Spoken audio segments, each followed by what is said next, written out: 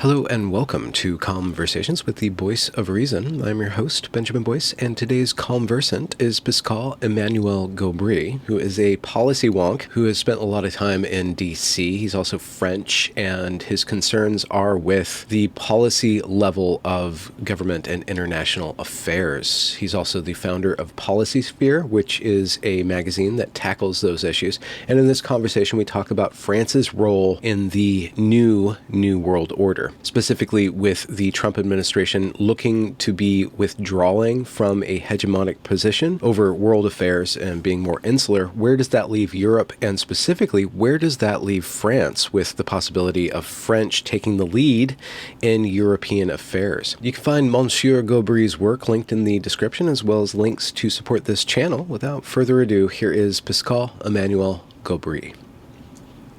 The French intellectual tradition is quite impactful with regard to the post-liberal or the late liberal stage kind of climate, especially in academia, but those ideas have jumped out of the lab with regard to postmodernism, critical theory, stuff like that. What is your take on it? Or perhaps what was your grandfather's relation to Foucault, Derrida, Frankfurt School, continental philosophy? Oh man. So my grandfather was a sort of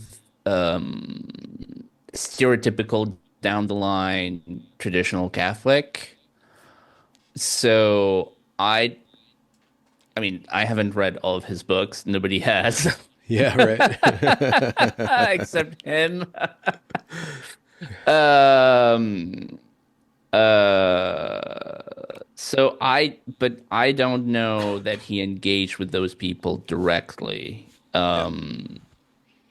As far as I know, I mean, he may have, but as far as I know, he did. I certainly never remember him using the word Derrida or post-structuralism or whatever. Yeah. He was a man of the 13th century. Wow. Um, as for my take on it, so I think in terms of the French intellectual life itself, I think there's several interesting strands.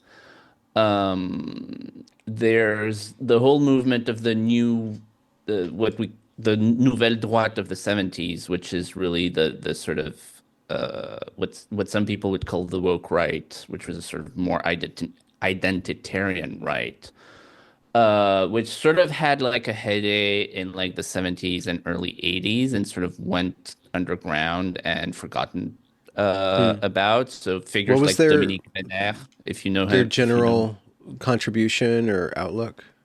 what?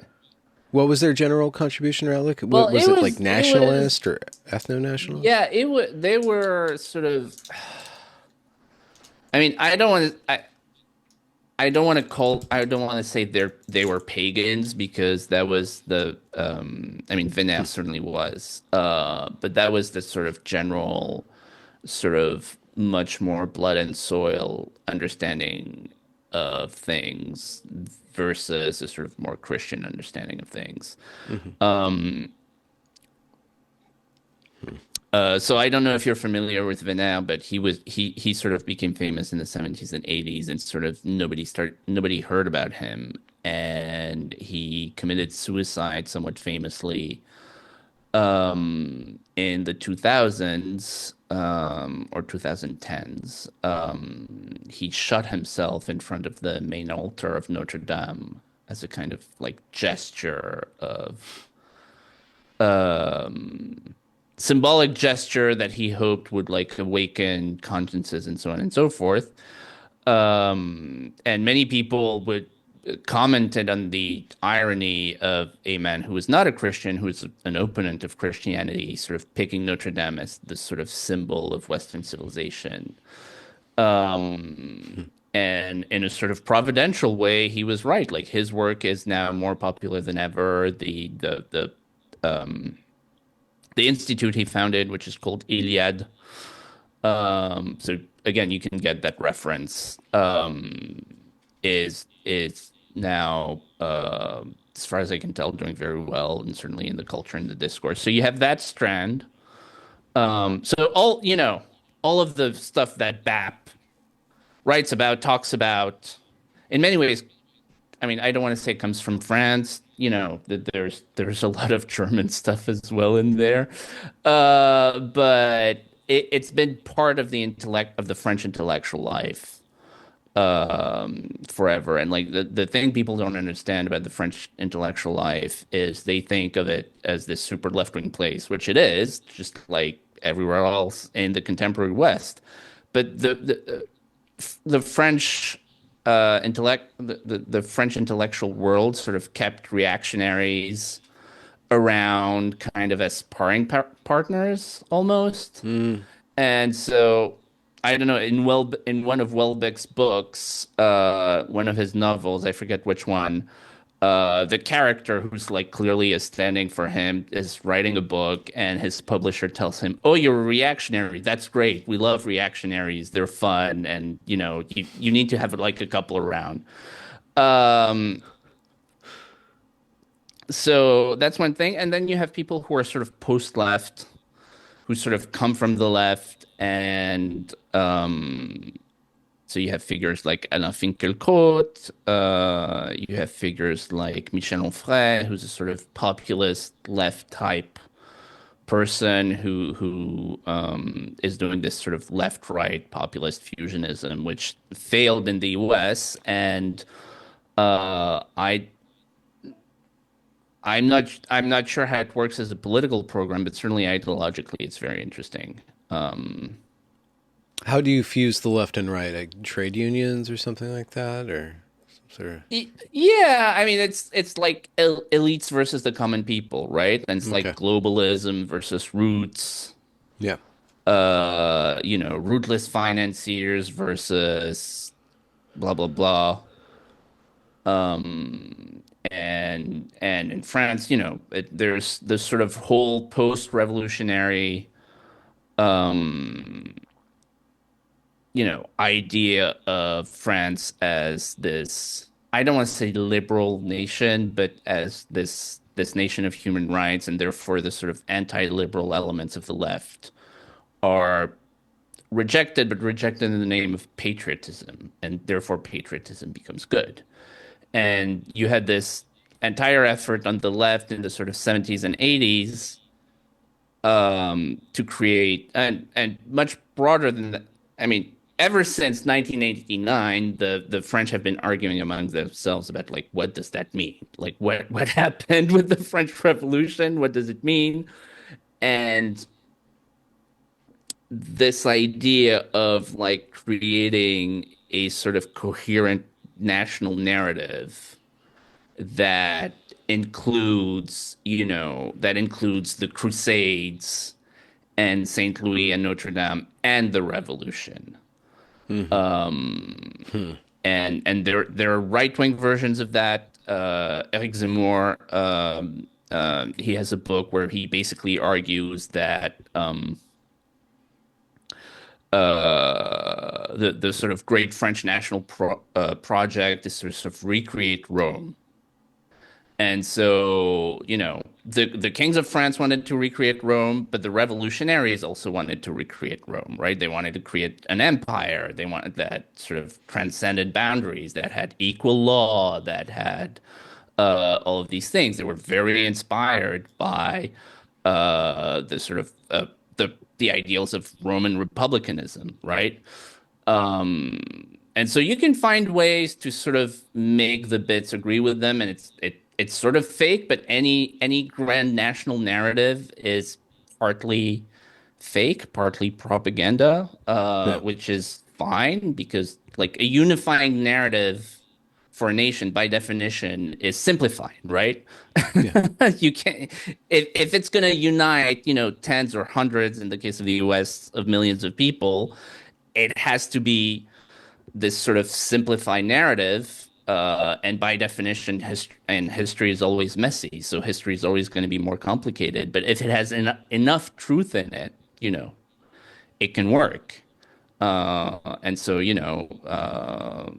you have similar examples in the US, oh, the founders were Christians. Well, not really.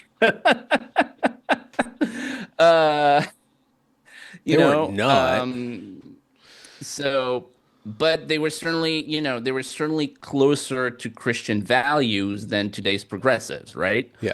Yeah. And they certainly saw Christianity, even in the cases when they didn't believe in it, they saw it as this sort of positive cultural force, right? And so the narrative of America as a sort of Christian nation or founded in Christian ideals, it's not entirely true, but it's partly true. Um, and so similarly, you can see a sort of, you know, French project of national greatness that, sort of brings together, Louis XIV and Napoleon. You can Hmm. the project of French national construction, um, and this has resonances all over, but like a important theme in French history was the alliance of the king and the common people against corrupt elites, Hmm. which is a theme of populism, right? It's the sort of charismatic leader and the common people allying against corrupt elites. That's the Yeah. populist narrative. And sometimes that narrative happens to be true. Yeah. I would argue that when it succeeds, it's because it must be true, because many times people make that argument and people just don't vote for them, right? So Hmm. something must be different, right? Um, and so the sort of project of national construction of the French monarchy you can see as trying to found a nation of laws, a nation, it was the kings of France who abolished serfdom in the Middle Ages, for example. So it's a sort of project of national emancipation, and so you can create this sort of narrative of France that includes parts of the Ancien Regime and parts of the revolution. Hmm. And obviously the far left doesn't like that, because the far left believes that, there is no French history before 1789. They will explicitly say this. There is no French Okay. history before 1789. Um, Year zero. Year zero, exactly. They love that. And so this creates tensions within the left, and left people who love France, love French culture. They're like, oh well, I love all of these books written by these guys who were born before 1789. Like, are you telling me that's not real? Are you telling me that doesn't exist? Are you telling me these people weren't French? Are you telling me that Molière wasn't French? Are you joking? Are you telling me that I can't look at Notre Dame and be proud that my ancestors built this, or Versailles, or whatever?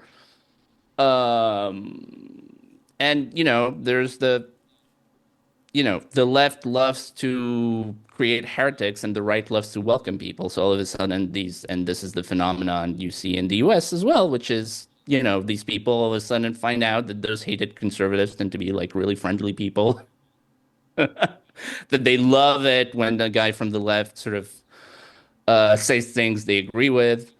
Um, and so the sort of the patriotic left in France, for a very long time, the left was on balance in France patriotic, right? I mean, the left fought World War One. Like, France had a left of center government during World War One. They were patriots. Um, it also had a left of center government during World War Two, and that didn't work out so well. Um, but men of the left who were sincere patriots were reality in French history. As a conservative, I say that it's just a fact. Who had sort of left-wing ideals about social justice or whatever, but were deeply loved their country. And starting in the 80s, patriotism began to be seen as a taboo idea on the left in Oh, France. And okay. so Huh. and In the I think it's 80s. very much related to immigration, because in the 80s, it's when the socialist government really started to open the taps on immigration. and Yeah. therefore you had to construct a new narrative, right? A narrative where we're all citizens of the world, a narrative where, France was this evil colonial empire, and therefore we have to atone for our past sins by welcoming in the people from our former colonies. And the idea of nation is racist, it's exclusive, it's blah blah blah blah blah blah. And so this sort of left-wing patriotism um, sort of migrated to the right. Okay. So, I've rambled a lot. By the way, I have no idea if we're actually recording. oh yeah, of course we are. This is Okay, the good that's stuff. fine. So, France has a storied history going all the way back to Caesar and beyond, but Yes. one you brought up one of the defining story beats is the French Revolution. Then you have the Napoleonic Wars and that will to power centered in France and France's premier or desire to be the premier place of Western civilization. World War II happens. You guys get trounced by the Germans, occupied for a bit, and then liberated by the Americans slash British. It could be the case that in the 1980s, this immigration wave of immigration and then this taboo around patriotism could be in the interest of the United States of America to, as we Americans are treating Europe as kind of pawns in a game against Russia. We don't want you guys to have too much particularity. So it kind of works in the interest of the hegemon for you guys to kind of lose your particularity and become part of the Yeah. global empire. Yeah. That post World War II narrative is kind of long in the tooth. It's kind of deteriorating. Where is France now? I mean, you guys have been less flooded by immigrants than Britain, perhaps, or the project's been going on longer than Britain and Yes. not as drastic. And so you guys have been able to probably navigate the what's assimilation waves, but stories come out frequently of immigrants not adhering to, let's just say, Western Christian values in Yeah. certain respects. What is the landscape right now with the potential withdrawal of America as a world power and letting Europe do Europe for itself? Where's the possibility scape? Is this like a time of chaos, a time of possibility, and a time of deep questioning about what it is to be French, what France is for, what is France to do? And then that's also the question of like, you guys are now European, so what Yeah. does being European mean, and how does that change things? Well, that's a very easy question. You're asking me a giant question. Oh, okay. I like I doing mean, that. there's so many things I could say or I could talk about because I mean, you threw out so many things out there. I mean, in some sense, like everything about the French post-war French history since 1945 happens in the shadow of the humiliation of 1940 and perhaps the humiliation of 1944, which, because as you point out, we were, as a matter of fact, liberated by the Americans. And, there's this Gaullist myth that sort of France liberated itself. It was the French resistance that did it. It was like an assist from the Americans. But that empirically, that's not true. Um, um, although it's a little bit true. Uh, Going back to our earlier point about national myths, and then, globalism was certainly in the interest of the U.S. Hegemon. I mean, the EU is literally a CIA project. Like, this is not a conspiracy theory. It's now being declassified that Jean Monnet, in particular, who's founding father of Europe, was literally a CIA agent. He was paid by a foundation that was a CIA front. Um, uh, so all of that is true. The globalist thing was sort of subdued during the Cold War because we still had an identity to defend against the communists. And then after the Cold War, it's sort of Hmm.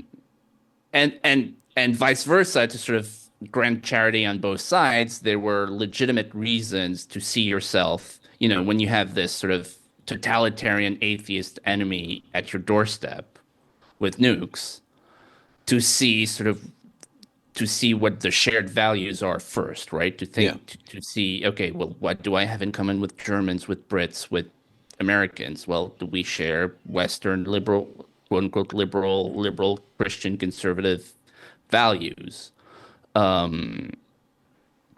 And so that's an aside. In terms of where France is now, I mean, it's so hard to say. It's so hard to say because our political life is a mess. Our discourse is very fragmented, maybe more than in the US, I think, which is saying something in terms of having these like different information bubbles that people have and so on. Yeah. Well, the U.S. is more bipolar. It could be the case that Yes, a fragmented political landscape could be schizophrenic or yes, multiple personalities kind of yes. thing. Um, And I mean, what I say to my American friends who ask these types of questions about the future of France, and I say it because I believe it's true, is that France is the most high variance country in the West, meaning the you have the highest probability for all kinds of outcomes, including radical outcomes. So, can I imagine a kind of conservative slash reactionary renaissance of France, whether through an election of the National Rally or through, some sort of regime changed event? Absolutely. Absolutely, because the contradictions are so hard and the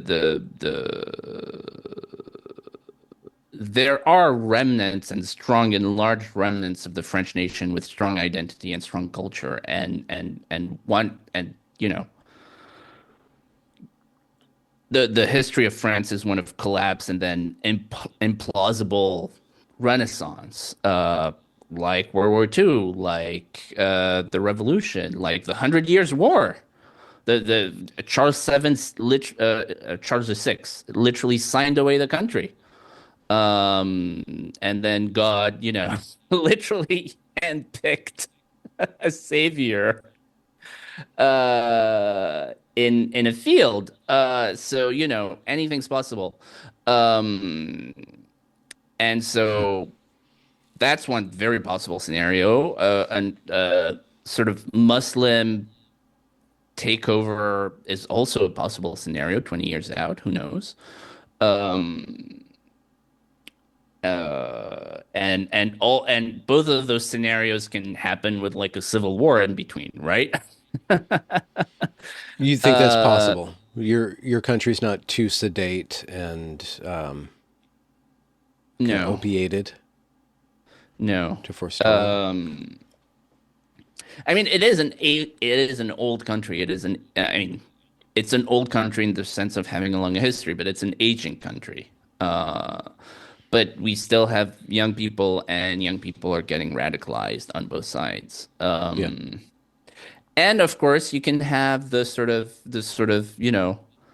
Macron, whoever is the next sort of centrist bureaucrat non-entity, sort of, managing decline and managing to sort of hold this sort of slowly sinking ship together through juggling and combinations of censorship and bribes to various interest groups and authoritarianism masked as democracy and all of the rest, all of Hmm. those techniques that we know, right? That are being used in Britain, that are being used in Germany, that were used by the Biden administration. That's also definitely possible.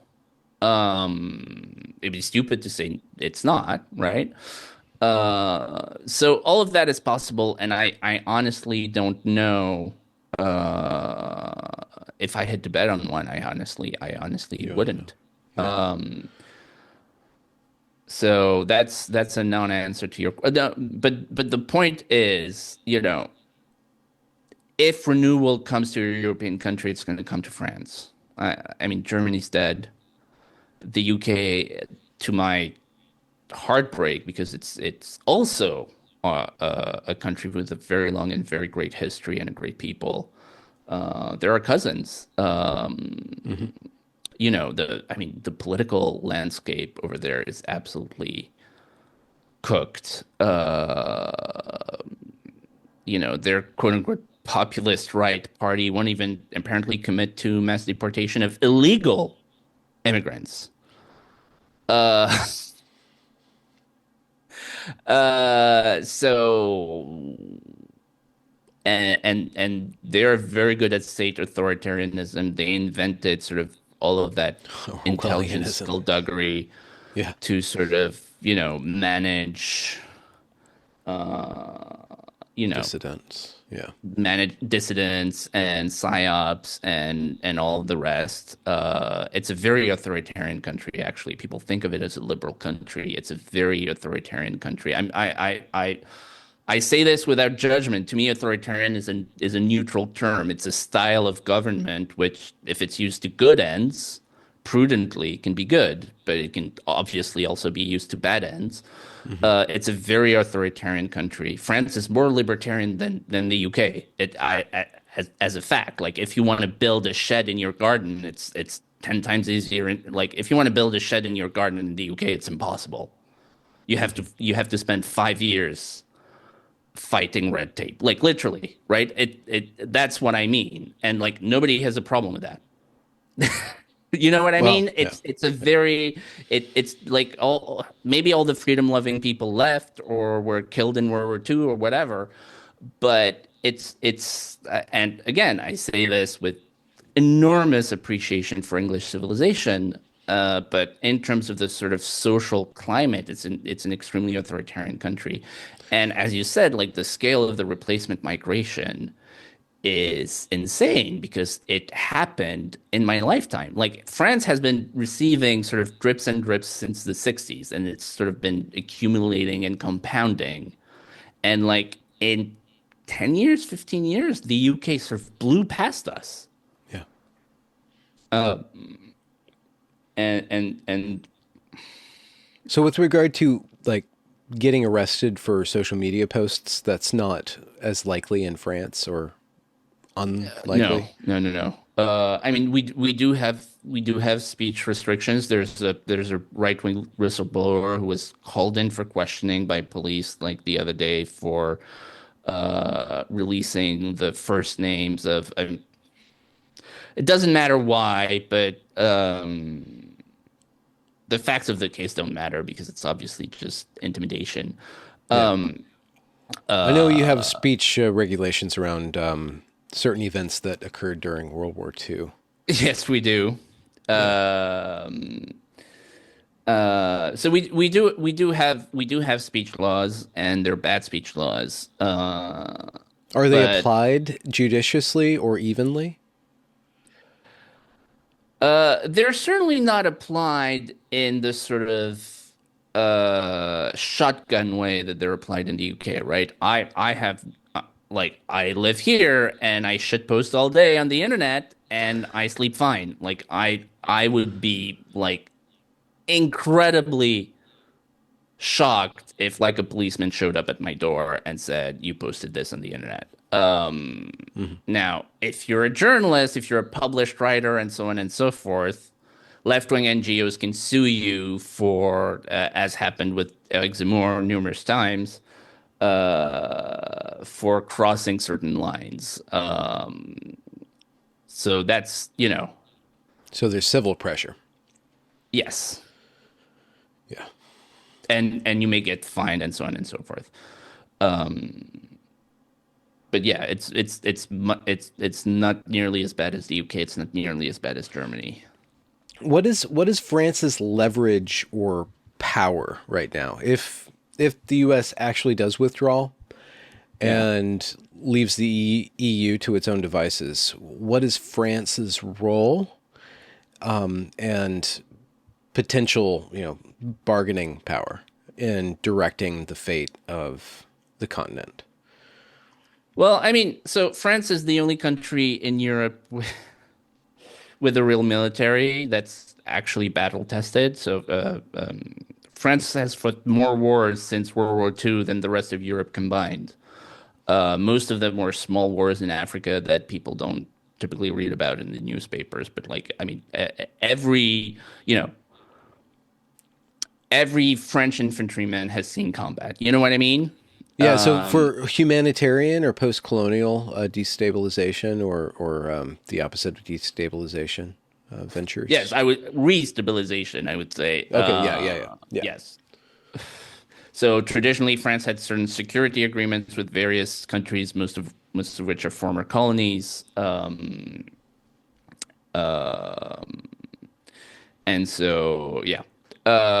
So the point is, France has a serious battle-tested military. It's the only country in Europe with a sort of complete defense industrial base, meaning we can make any type of weapon here in Okay. France Yeah. at a sort of high tech level. Like France is the second biggest arms exporter in the world after the US. It's bigger than Hmm. Russia, it's bigger than China, it's bigger than India, it's bigger than Germany, it's bigger Okay. than the UK. And like the Yeah. UK, like most of the technology in the UK is really American technology. The biggest British defense company, BAE Systems, is owned by Lockheed Martin. Yeah. So the UK is completely dependent on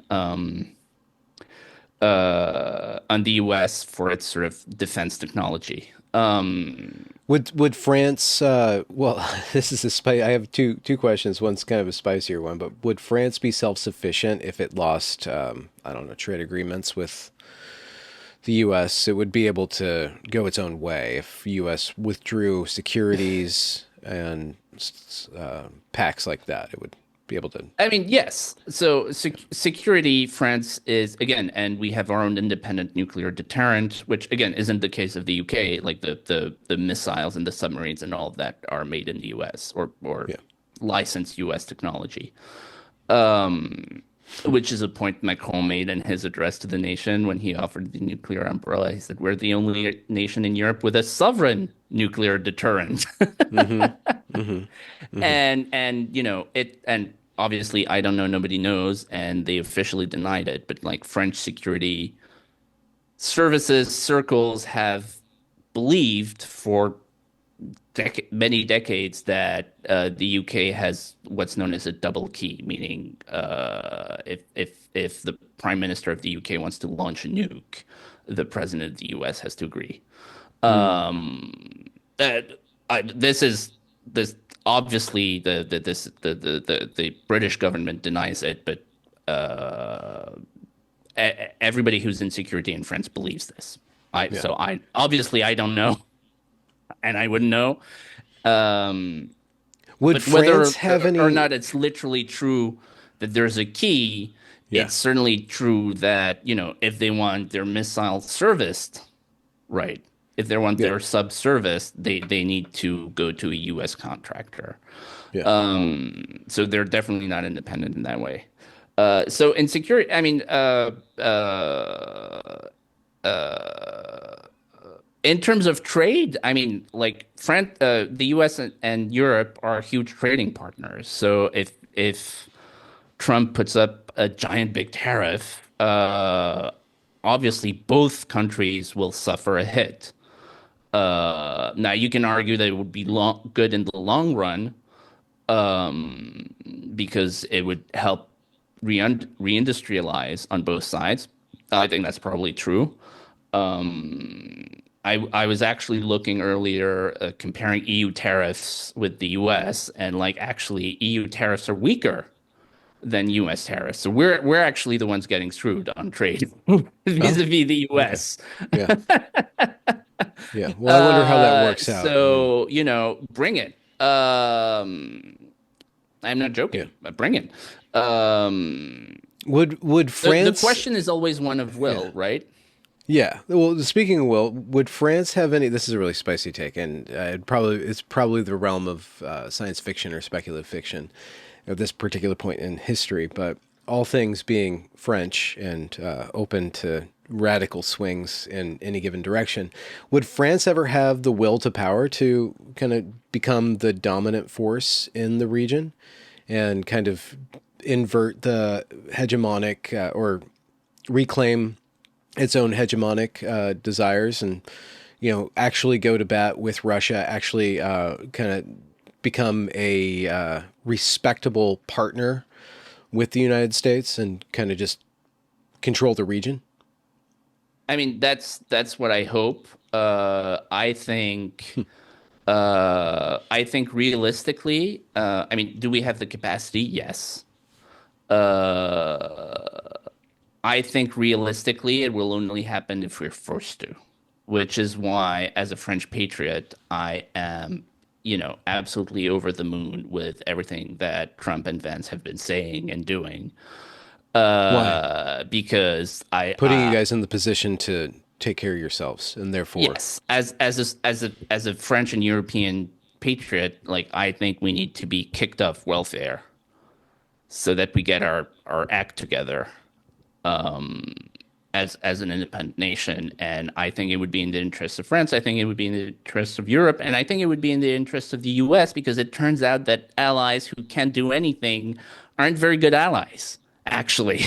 well, they're And not. Yeah. so, as sort of resurgent France or resurgent Europe would would pose some problems in some cases because we maybe wouldn't go along with certain things, but also when we do agree, we would be much more supportive and much more helpful.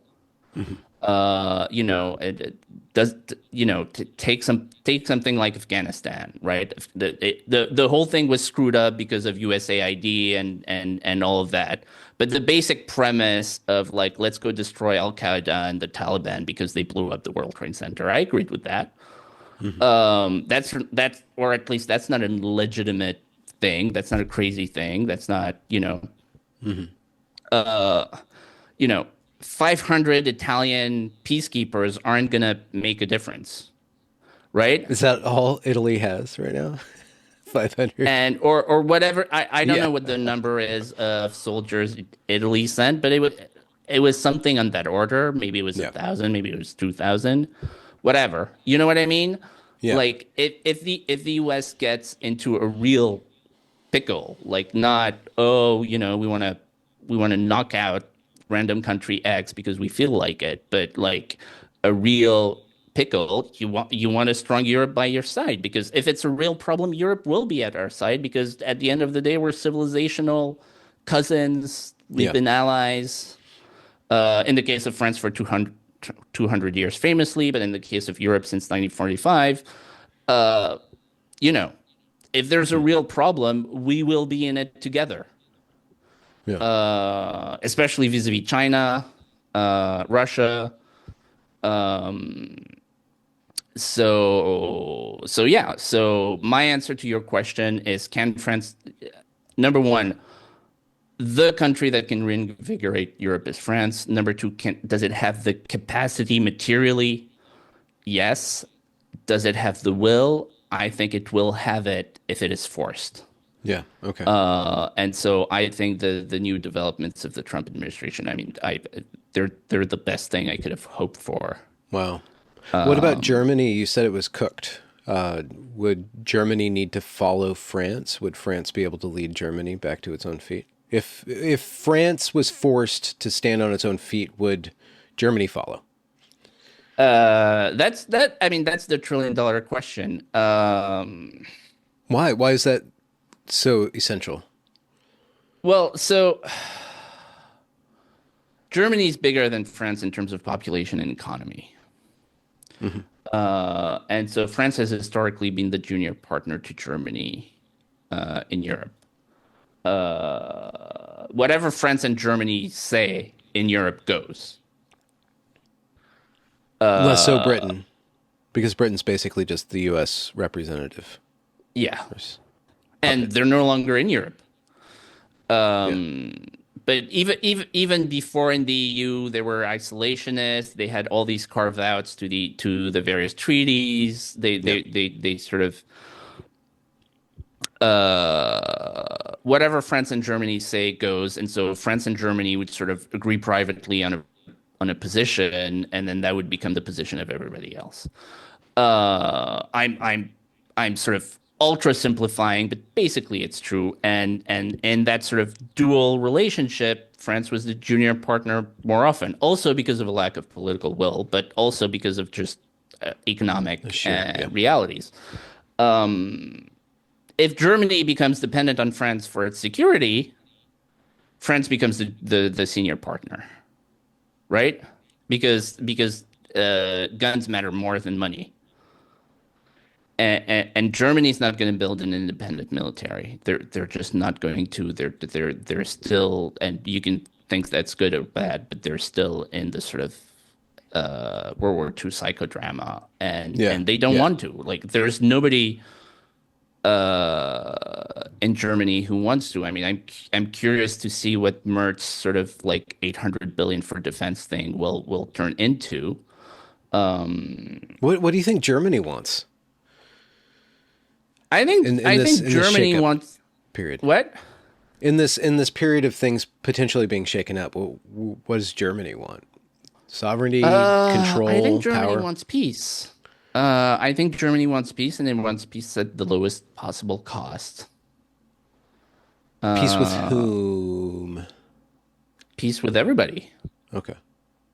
I think they want to make cars and fridges and be rich, and which they are. It's not just the GDP that's higher; it's the GDP by capita per capita of Germany that's higher. So, look, Germans are rich. They want to stay that way Yeah, more than I even mean, be it's really German. nice to be a European, at the Yeah. end of history. Yeah. Well, yeah. But if Germany isn't, I mean, Germany is a special case So because they they've need been so deep they in need a Nazified. sponsor. They need a Yeah. sponsor. They would prefer America to be their sponsor. If America's not there, they have to choose essentially between France and Russia. And they really like Russia. They've Hmm. always liked Russia, but I don't think they're going to go with Russia. I don't think they're. I mean, I was going to say I don't think they're that crazy, but Germans are pretty crazy. But Wait, it's news to me that they like Russia. What do you mean by that? I thought they've been fighting Russia for years, decades. no, Germany's always had Ostpolitik, friendly relationships with Russia. They buy Russian gas. They've Okay. bought Yeah. Russian gas Economically. forever. Yeah. Um, Hmm. Well, that's but what do the you foresee famous that issue of the Nord Germany Stream pipeline was aligning? about. Yeah, I'm sorry, if what? Germany would Germany align with Russia if there's a big shakeup and things go that way, and they would just squash Ukraine. I mean, Ukraine, the Eastern Bloc would just kind of return to some sort of Post Ukraine, Soviet-ish. no. I don't. I think Germany. I mean, again, this presumes sanity on the part of Germany's leadership, but post the Energiewende, the crazy Green New Deal, and the immigration policies, presuming sanity on the part of Germany's leaders is sort of risky. But presuming sanity on the part of Germany's leaders, what they really liked was playing off U.S. and Russia against each other. But obviously, they would prefer to stay in a sort of Western mode of thinking and being. Hmm. And we'll even build them nuclear reactors, at a very competitive price. So they can get over their addiction to windmills and Russian gas. Yeah, yeah.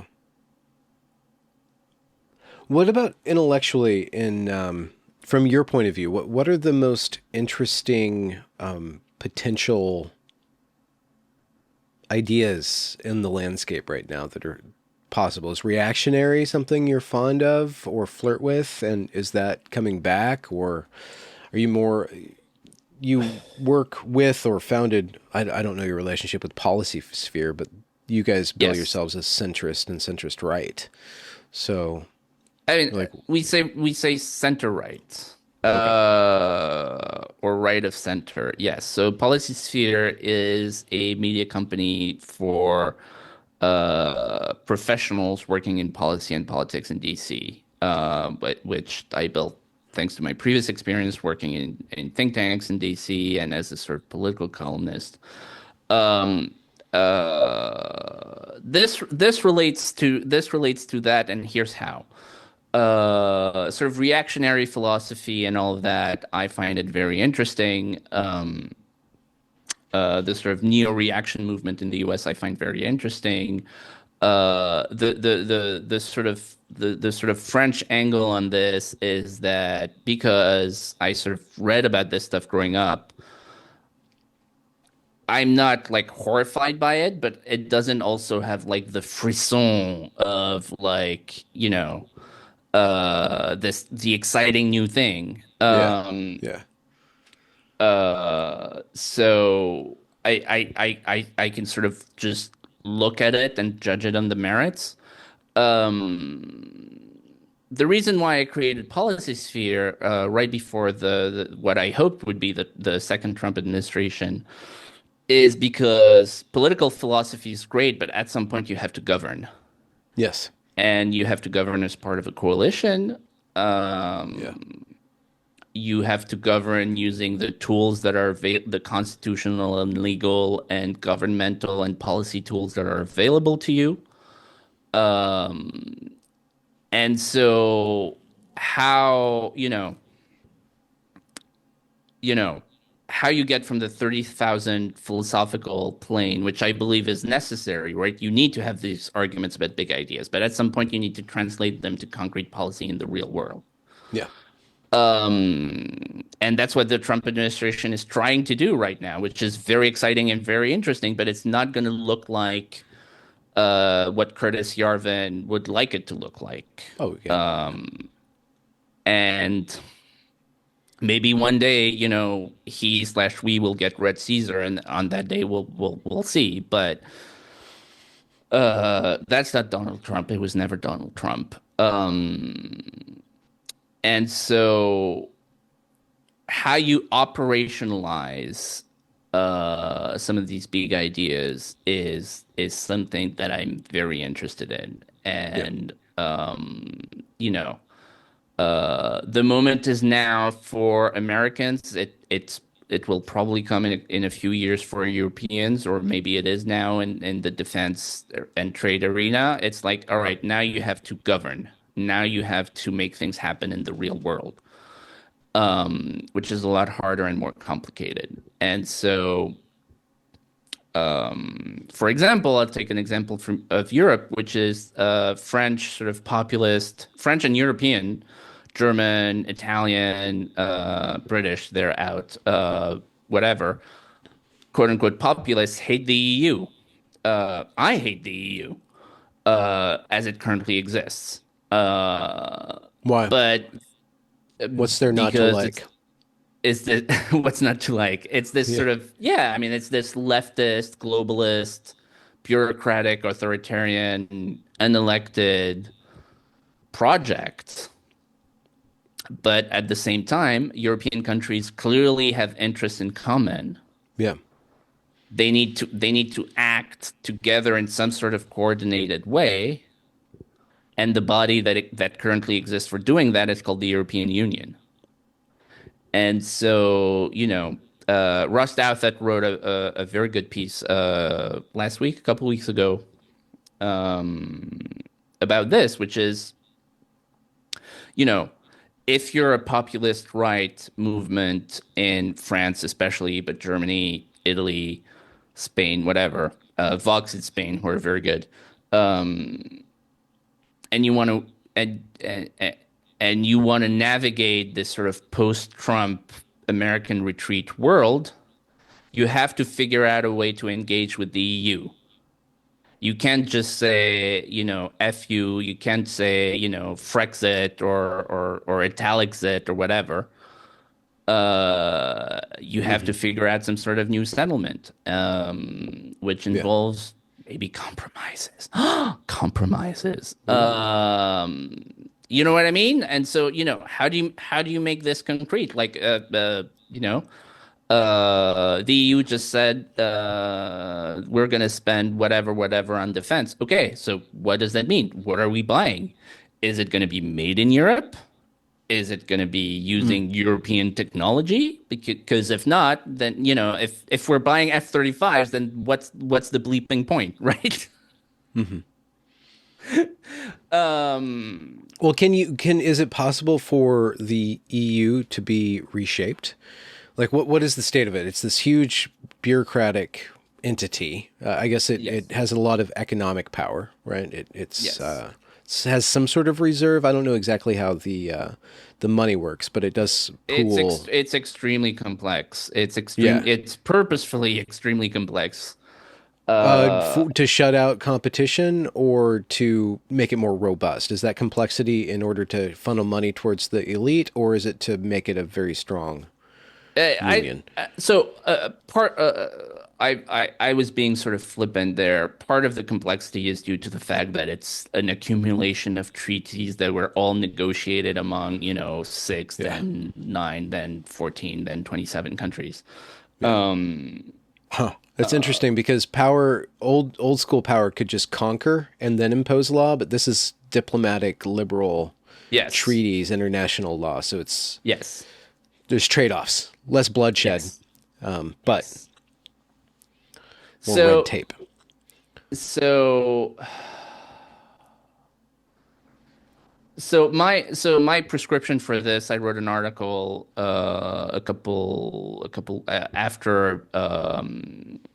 JD Vance's speech in Munich Mm. for a French magazine, and basically, my prescription was that France should take the lead, and the way it should take the lead is it should say, "We want to do this." Mr. EU, do you want to do this? Yes or no?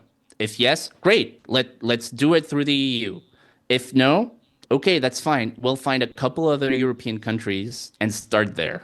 And other countries will join once we get started. Yeah. Do That's what? how Airbus was founded, for example. Okay. Airbus and do what? So, European defense, European energy, chips for AI, Yeah. basically any tech or manufacturing where Europe is not currently sovereign, right? Yeah. Okay. Trade policy, you kind of need the EU because the EU is the trade representative for its member states. Um, so you're kind of stuck there. But on the other stuff, so Airbus, Ariane, which used to be before Elon, the Europeans were the leaders in space technology, not the US.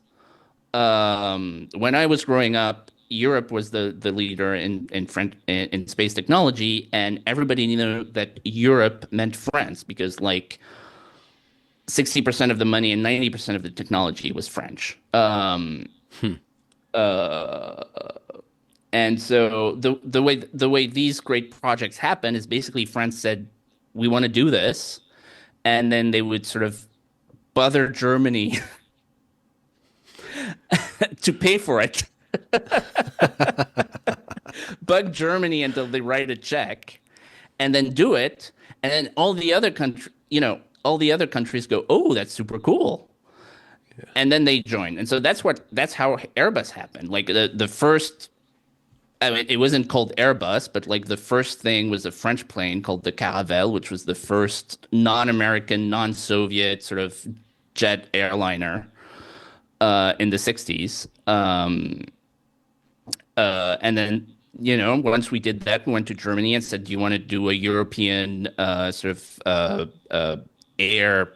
airplane company? And they were like, oh, okay, you annoying Frenchman.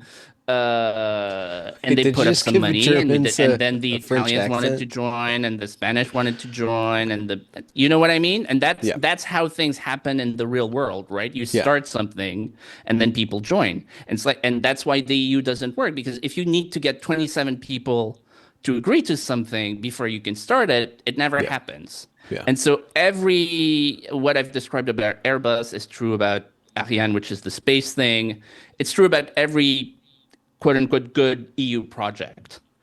Um, Yeah. and then, the EU is good at sort of getting funded, but it's terrible at starting things. Because it's like, think of the number of veto points in the U.S. government, in the U.S. federal government, right? You've got both houses of Congress, you've got the courts, you've got independent agencies, blah, blah, blah. Okay, now multiply that by 10, that's the EU. Hmm. Um, and so basically my recommendation is, France needs to start, and then other countries will join, and then afterwards the EU will say, "Oh, it was our idea all along. We wanted to do." Yeah. Well, so that's more likely than, I guess, breaking apart the EU or taking it over. I'm sure that they have way too many protections against a strong man or a Red Caesar type taking Yes. control of the EU. That's not how it's anti Yeah. I monarchy. mean, over the long term, there are things you can do with, like, so the EU has its own civil service, of course, which is dominated by Germans. It used to be dominated by French people, but the Germans sort of took over. And it's been very bad because there's basically one country in the world that knows how to run a bureaucracy, and that's France, to make it effective, That's a and strong sort of claim. attracts I'd back like to get into smart that. people and Yeah. so on. Yeah. There was this great tweet by this guy Marco. I forget his last name. He works for Samo Boryak's company, Bismarck, and he had these very funny tweets about how, the EU was great when it was run by megalomaniacal French bureaucrats. So a formal takeover, so a breakup of the EU doesn't make sense. A formal takeover would be sort of there's no mechanism for it. But over time, again, in a world where Europe is forced to get its act together, right? Yeah. Yeah. You sort of over time you replace the civil service, you replace who you appoint, and so on and so forth, and you can sort of turn it into what it should be, which is not this sort of wannabe super state, but this sort of coordination and facilitation mechanism Hmm. for the states. Hmm. And so that's that. You've seen the meme. I'm sorry, I'm an online guy, so I talk in memes. You've seen the famous meme about, like, once World War III starts, all of the feminists are going to be in the kitchen immediately, like this, right? Hmm. Like World War III starts, and all of a sudden the feminist is like at the stove saying, "Oh, I've made you dinner, honey. Uh, please don't send me to the front line." And I feel the same way. About European liberals. Like, if, hard power competition arise for real, like for now, Trump and Vance have been talking, which is great. Like, they've put out Yeah. forceful and important statements in the public, and that's an act of statesmanship, right? When the president or vice president of the United States says Signals. Yeah. something at, like, a big speech, that's important. I'm not saying that, but the US hasn't left NATO, right? They're still sending aid to Ukraine. Like, Trump has made threats or whatever, but they're still sending aid to Ukraine. They're not saying we're out. He's not taking his troops out of Germany. You know what I mean? So Hmm. right now we're still in the talking phase, which is fine. Um, but if and when the rubber really hits the road, right, a lot of liberals are going to either have an overnight conversion, or just they'll be swept away because everybody will realize that it's a joke, right? This is This this is the liberal the thing order, about, this we can lead through policy. I'm sorry, what? Well, what's being swept away is that we can lead through policy. We're at the end of history. Yeah, Uh, all disputes can be resolved in a neoliberal economic manner, yeah. and We, then we we're going we to can we appeal can to resolve social everything by values. sitting around a table and talking, Yeah, and by figuring out the right set of rules yeah, and legal whatever. yeah. Can you said something that's kind of interesting? You said that at some point the EU was staffed by monomaniacal French bureaucrats. We brought up the British bureaucrats go Orwellian, and then the German bureaucrats are running the show right now. What is the character of the French bureaucrat? What is the character of the Frenchman that allows for a astute and high functioning bureaucracy? Like, what is the belief system or the culture, the assumptions, or the Yeah, character? yeah. No, that's a very good question. It's a very important question. Clemenceau, who's the prime minister of France during World War One, had this joke: civil servants make the best husbands because when they get home, they're well rested and they've already read the newspaper. Um, uh, well, so the sort of high picture, high level answer is that France was a creation of its own state.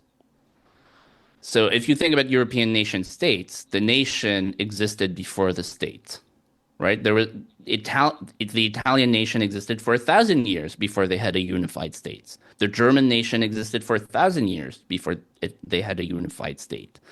Um, the English, through the Magna Carta and so on, developed their own state, but in a much less, in a much more Forthright. organic way. Yeah, yeah, less intentional. Yeah, Yeah, and less intentional. Yeah, very good. France was a political creation. It was the French government, the French state, led by this unbroken line of 30 kings from the year 1000 to 1789, created this country through state force. yeah, They conquered like other bits. You go to Lorraine in the east of France, like they used to speak a different language. yeah, yeah. Or the north or the south or whatever. France was like this around Paris in the year 1000. There was already an idea because of the Franks, because of the sort Yeah. of homogeny of the area around Gaul. There was a sort of cultural there was a cultural commonality, and there was this idea of France, which is, I mean, this is one of the tropes that annoys me the most, which is, oh, nationalism was invented in the 19th century. Like, I can find you so many sources from like the 13th century talking about, the great French nation and how we should all fight to defend the great French nation. Hmm. So the idea was there. But in terms of reality, it was an exercise of political will by the leaders of France, and through their invention, the nation state was an invention of France, right? Before, you had empires, you had city states, you had tribes, Yeah. you had kingdoms, but the nation state is an invention of France, and the state created the nation. In other places, the nation created the state, right? Because to defend yourself and so on, you need a state. Russia is another example. The Russians, realized that they needed, under Peter the Great, realized they needed a modern state to be able to continue to exist as an independent nation, Yeah. right? For France, and so in the as far back as the 14th century, France starts to develop these these bureaucratic structures, to make taxation more efficient, to make raising armies more efficient, to, administer justice more efficiently, and so on and so forth. And so this was the obsession of the French monarchy. And there, going back to my earlier point, you see the continuity with the French Revolution to sort of build this really effective and efficient administrative machine to build and then defend this great nation. And so that's part of our culture, and it always has been and it always will be.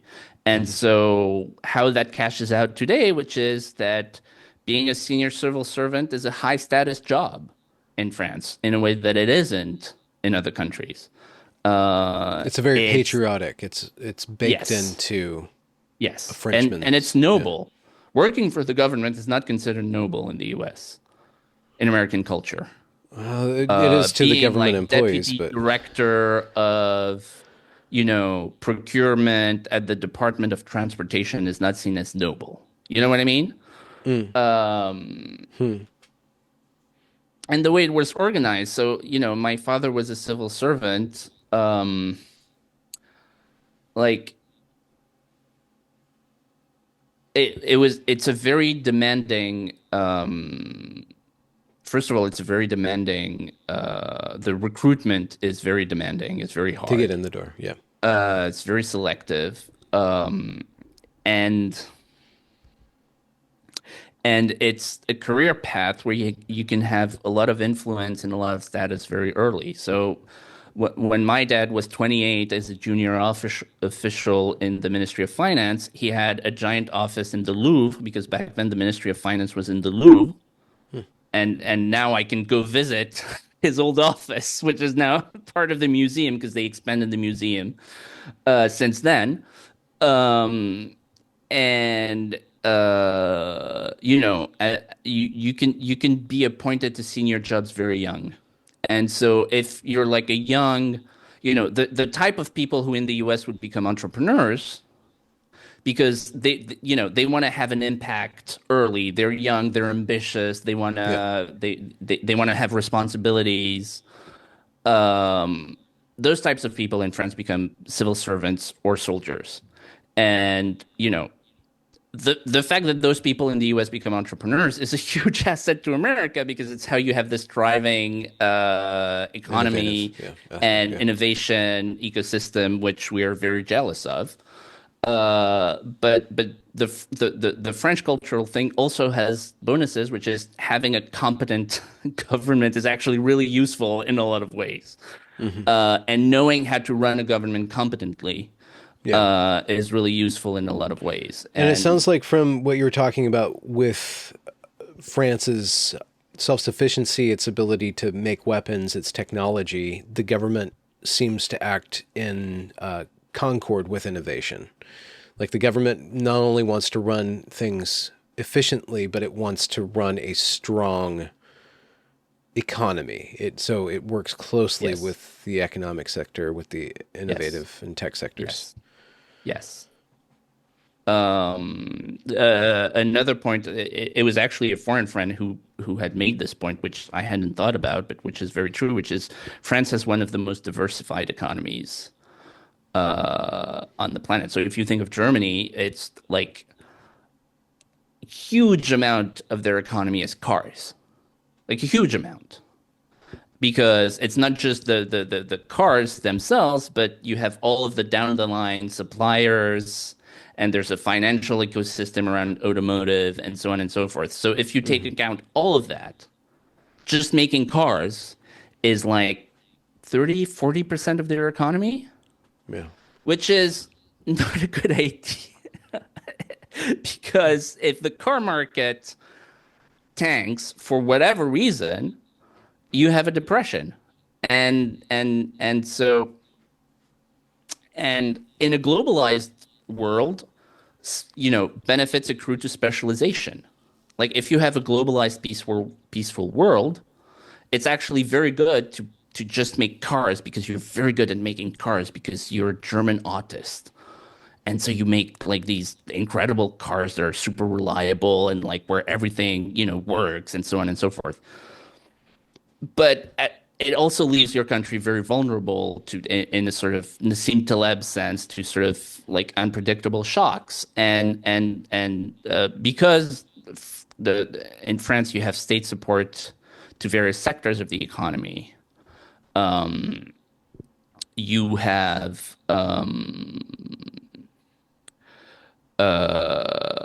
you have a much more diversified economy because we didn't let that happen. It's actually much less because, of course, we have a lot of globalists in our government, right? All of this is relative, right? If we were completely what I'm saying, then we wouldn't be having this discussion because France, I would be too busy in the French Mars colony, right? Uh, I'm speaking relatively. Yeah. We gave Yeah. up our last steel company 10 years ago because of Macron. So, but in general, France has Total, which is one of the biggest oil companies in the world. It has Danone, which is one of the biggest agro companies in the world. It has defense. I mentioned it. Nuclear Energy. Yeah. energy, gas. I mean, if you look at the list of like the top 50 French companies, you have a lot more sectors than if you were to look at a similar list in Germany, UK, Italy. Yeah. And we do have cars because Stellantis owns Chrysler in the US. Renault owns Nissan. So it's we the cars that have the French badge on them only sell in France, but we actually like Yeah. we do much better in automotive than the American cliches suggest. We sell you cars with like Japanese and American badges Yeah. Yeah. because French cars have a bad reputation. But anyway, so I don't remember what question led to this. Yeah. Well, the character of the But French and yes, their so the sort of bureaucratic efficiency. state-driven model of capitalism, which again has drawbacks because we don't get this sort of, or we get less of this sort of bottom-up Silicon Valley type innovation, but it also has benefits in terms of making the economy more diversified and therefore more resilient. And this Hmm. is, if you look at recessions, for example, when you have a global recession, France loses less than its peers every time. Hmm. Hmm. Is it is the EU a burden for France, or is it kind of 50-50 more or less, right? It's still a advantage. I mean, overall, as constituted, it's definitely a burden. The euro is bad for us because Germany sets the exchange rate, and so Oh, the euro has been very bad for our manufacturing. Um, the trade stuff. So going back to French, so it was French bureaucrats who ran most of the EU trade negotiations in the 90s. We sort of did okay out of those because there are carve-outs for like French agriculture, French culture, uh, and so on and so forth. The sort of globalist trade regime as a whole has been bad for us. But the EU has the EU caused that, or have they just been the handmaiden of that? I'm not sure. Um, there's a lot of EU regulations that are very dumb. Uh, hmm. at the same time, I was looking for, I was trying to think of the word. It's a kind of force multiplier for France because France is very influential in the EU. Yeah. So this is why I'm not a radical Frexiter. Like as currently constituted, it's a net negative, but there's also a positive future that's possible. What is what are your I guess we brought up Trump and Vance making statesman-like proclamations, broadcasting a direction. We'll see how far they go in any given direction. We also have the war in Ukraine that might end or might not end. I don't know. What are Yeah. your, like, geopolitically, what are your concerns or interests? Like, what is the developing things that you're most keyed into? And how do you leverage that into your right of center talking points or program, rather? Uh, so I mean, I'm wondering how much I should say. Ooh, something in the works. Well, so the one thing I would say is that I'm skeptical that Trump will be able to end the war for a couple reasons. Number one, and it's not Trump's fault, the U.S. is just not a credible interlocutor in general, but also vis-a-vis Russia. Because, from Putin's perspective, he's of course highly aware of the existence of of an American deep state, of a Russian deep state as well, because he is the Russian deep state, but of an American deep state. Um, so, and certainly in his first term, Trump was completely hemmed in by the deep state, right? Mm-hmm. And so, whatever he told or didn't tell Putin or promised or didn't promise, you knew that Pompeo and Mattis and all those guys would unmake it the next day. And so from Putin's perspective, why would you sign the paper? And so this term, he's got a miles better team, like much better team. But, you know, can Trump commit the United States? And of course, his administration only lasts 4 years, right?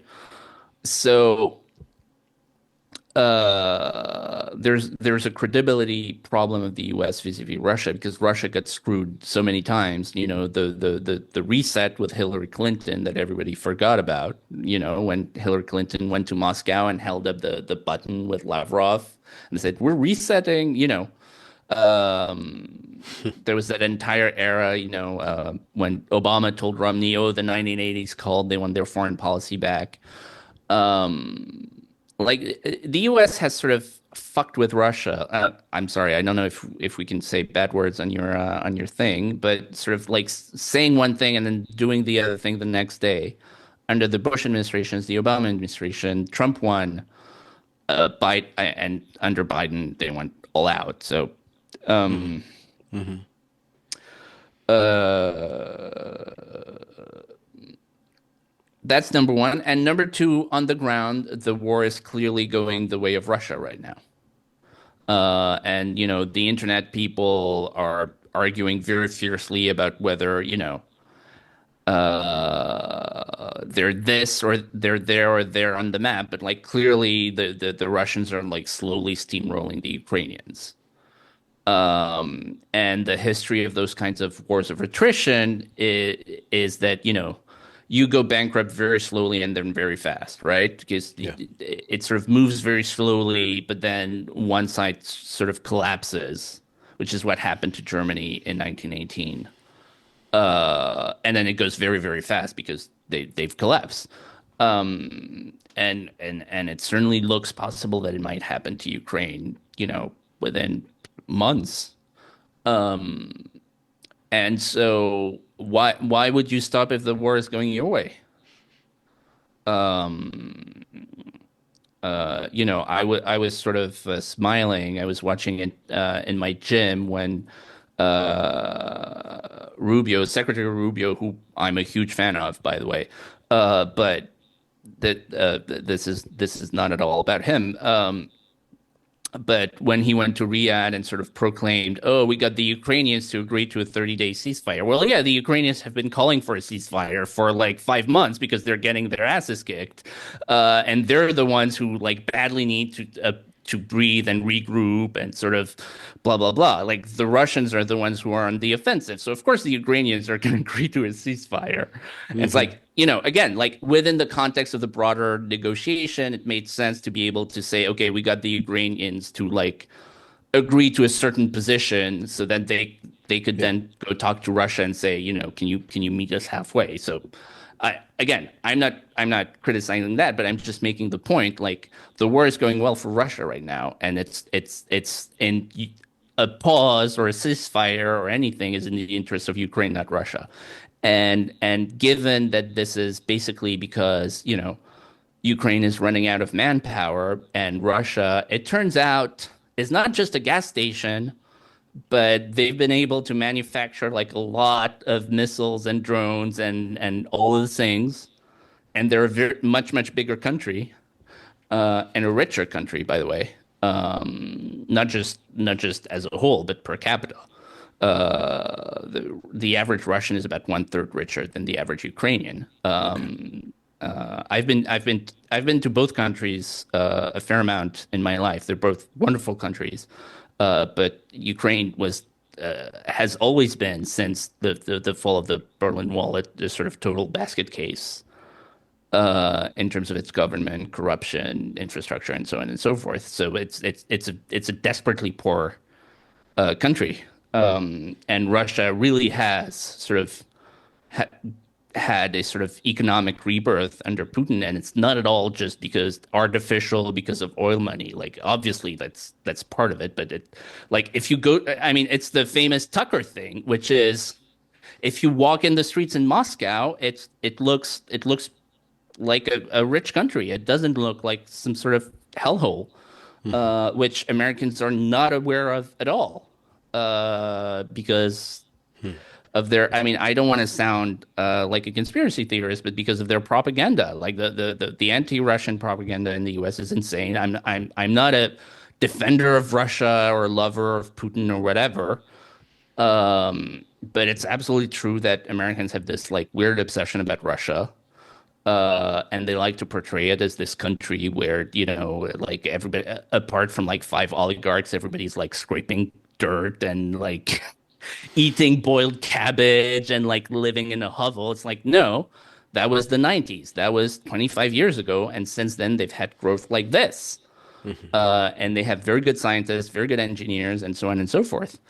Um, and like they've proved it because the entire world, well, maybe not the entire world, but like a huge chunk of the world sort of sanctioned them completely, and they were able to sort of completely retool their manufacturing base to produce like enormous amounts of tanks and missiles and Hmm. and drones and things like this, which is what's winning the war, because it's a war of attrition. So it's literally about, I can throw this much materiel at you, and you can throw this much at me.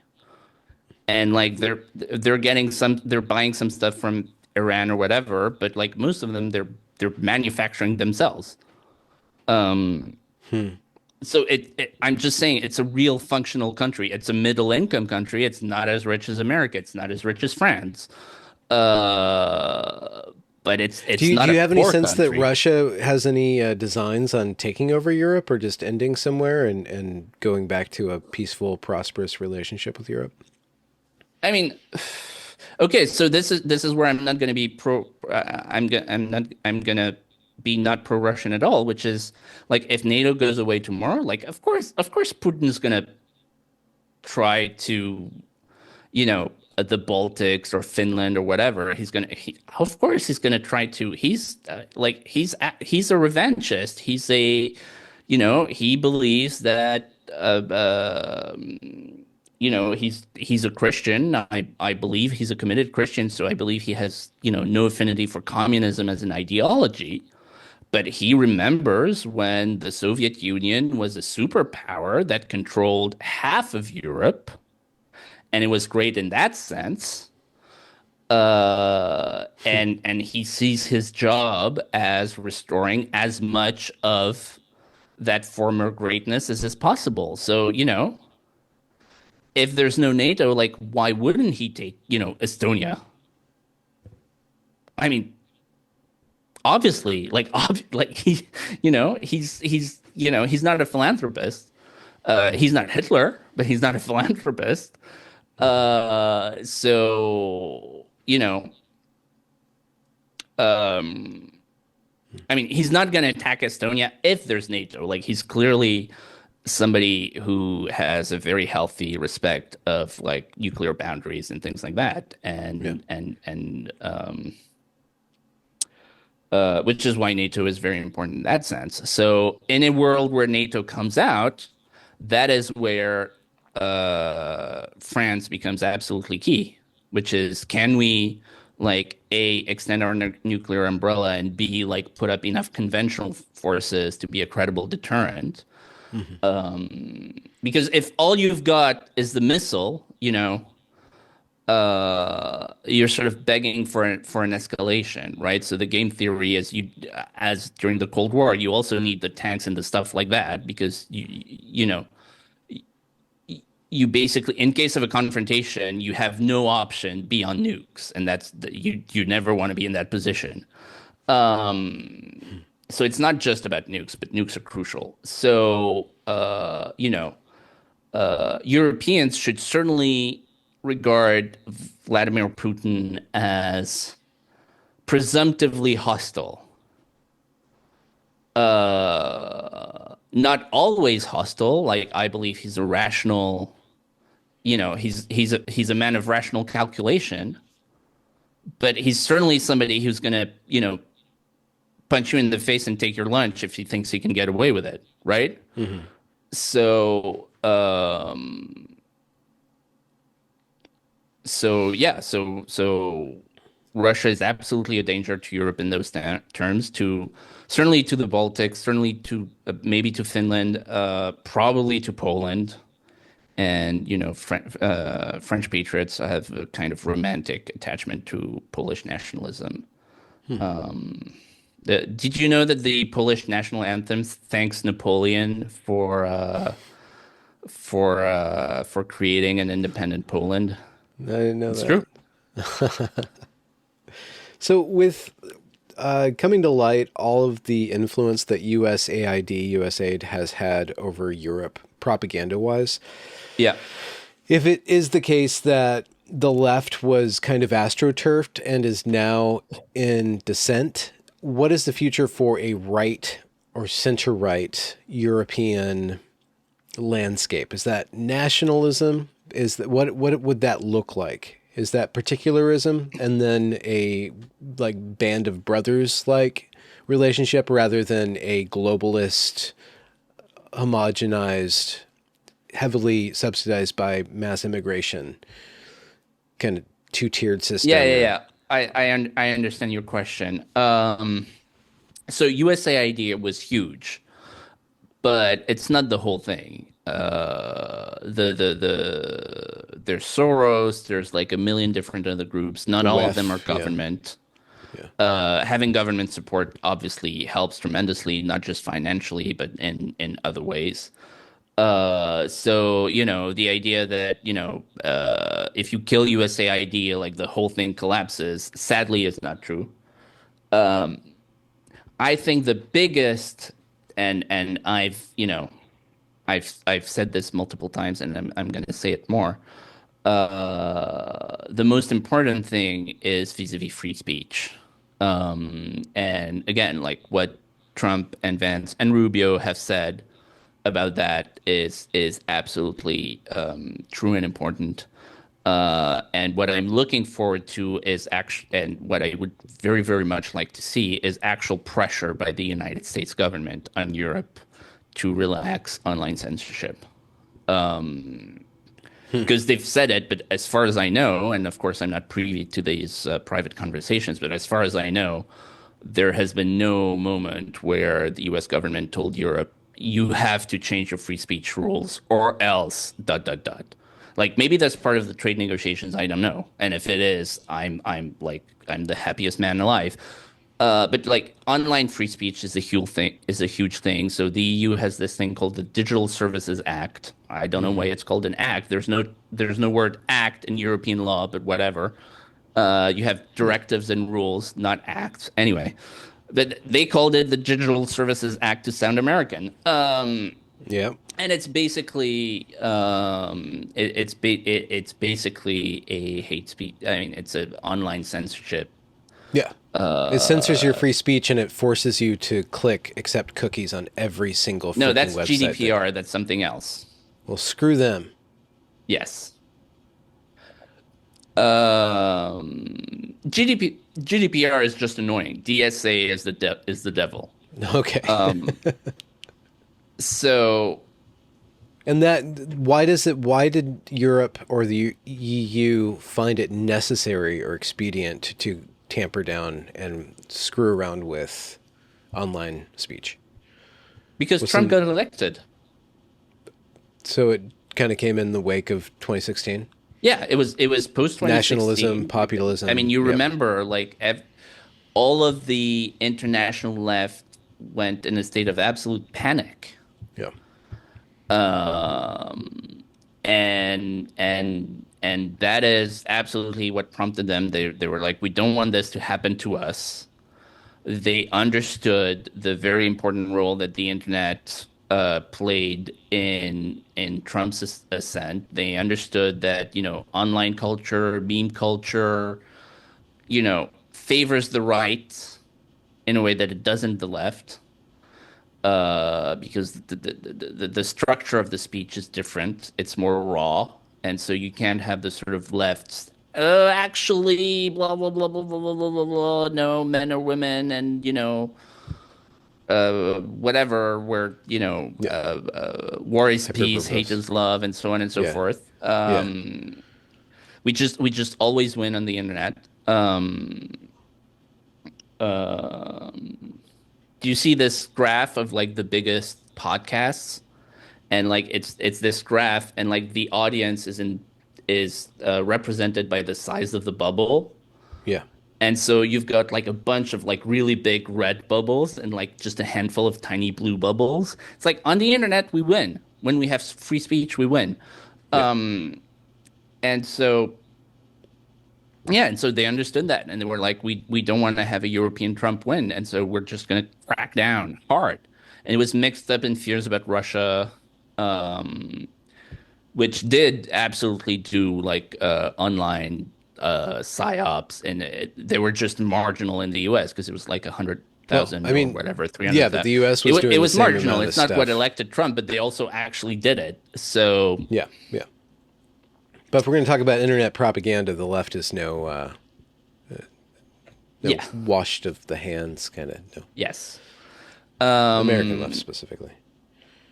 I mean, it was two phases. The first, and it was also in the U.S. Mike Benz, I'm sure you know who that is, sort of explains that very well. It was you had first Trump, and then the second thing was COVID, right? We had this deadly pandemic, and therefore you had to control people's information to stop, dangerous blah blah blah blah blah blah blah. Yeah. Don't want people going to the park. Yeah, exactly. We can't have people go to park. We can't have, people talking about lab leaks and so on and so forth. So in the US, there's been a collective realization, even in the part of the left, this entire apparatus sort of went too far. Obviously, Yeah. the left doesn't agree with it being rolled back completely, but they at least, like the smart people on the left, understand that it's been counterproductive. That Because it makes realization them hasn't look hit the bad, it EU. makes them look weak, Yeah. and all of that. So they're like, there's a kind of, it's like people deleting pronouns from their bios sort of discreetly. Uh, that realization hasn't hit Europe yet. I hope it will. And so, yeah. So I mean, the number one thing that the U.S. government could do for Europe, short of leaving NATO and all that, which I assume is not in the table now, would be to apply real pressure to the EU and to European governments to Listen to their people. create some sort of European First Amendment. Yeah. Uh, Yeah. If this is kind of a stretch, but Hitler is a very strong figure in our mythos in the post-World War II yeah, collective consciousness, and it's his character is particularly German, but it's a centralized authoritarian leader, and he's used disparagingly, and everybody has to avoid any sort of connotations of being Yeah. Hitler-esque or Hitler-like. Why was that? Well, maybe Napoleon was thought that way in the wake of the Napoleonic Wars, but why? And I'm wondering if there was a particular character to the French authoritarian, the French conqueror, that lent itself to less ridicule and fear than the German autocrat, the German tyrant. And I'm wondering, I don't know if that has any direction or impact on Europe's future, being able to rally around a strong man, somebody who can make decisive decisions and direct things towards the good. But we live in Well, the I mean, shadow of Hitler. Was it the yeah. same shadow emanated Well, post I Napoleon? mean, Napoleon didn't do the Holocaust, so there's that. Um, I mean, I agree with you that the Hitler mythos, it has become this sort of I was going to say golem, but that has the wrong connotations. This specter, Yep. this thing that's just become incredibly distortive. Of any And sort of particularity, any sort of yes, nationalism. and by the way, it's rebounding also to the detriment of the Jewish community, because now this mythos is used as an excuse to import millions of Muslims who hate Jews. Hmm. So, and this is something I've been telling privately to my friends in the Jewish community for many years, to tell them that, like, this is going to bite you, and sadly I was right. Uh, so yeah, I mean, yeah, I mean, What was it about, like the entire Napoleon or mythos that's been yeah, constructed around World War II is absolutely being used to sort of undermine any idea of nationalism, any idea of rootedness, of national affirmation, of cultural affirmation, of sort of national renewal, and so on and so forth. That's true. I mean, I think we just have to uh, I think we just have to power past it. I mean, there's no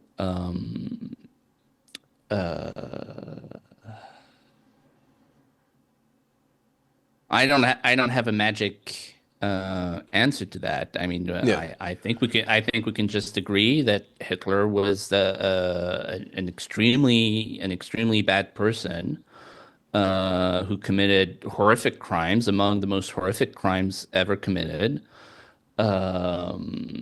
And that the relevance to 2025 America and Europe is zero. And that he's an important historical figure. He should be remembered. Remembered, not in a positive way, but like he should be studied. It should be okay yeah, to yeah. talk about. Um, I guess I'm but just he fishing should for be a question. considered as relevant to contemporary debates as Genghis Khan or right. Exactly. Charlemagne or something like that. Yes. But I'm Charlemagne is wondering. more relevant, actually, in some ways. Oh, okay.